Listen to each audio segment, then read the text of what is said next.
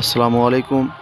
এটা হলো পিয়ারডাঙ্গা দরবার শরীফের এখানে সব থেকে পুরাতন মাজার, কম বেশি 900 বছরের মাজার।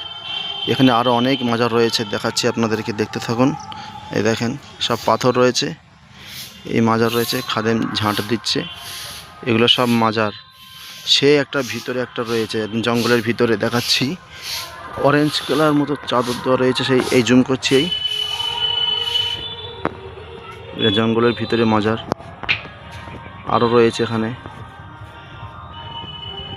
এটা পিয়ারডাঙ্গা শরীফের সব থেকে পুরাতন মাজার একদম। এটা আছে ওখানে ভিতরে আছে। মেদিনীপুরের জমিনেতে মুজাদ্দিদুজ্জামান দাদা হুজুর পীর কেবলা বলছে, কসবুল কবুর করে বলছে, এখানে 14,000 আল্লাহর অলি শুয়ে আছে। সুবহানাল্লাহ, কত আল্লাহওয়ালাদের মাজার এখানে। এখানে আর একটা মাজার রয়েছে, এই ওখানে আমরা যাব, ওখানে একটা মাজার আছে ওইদিকে।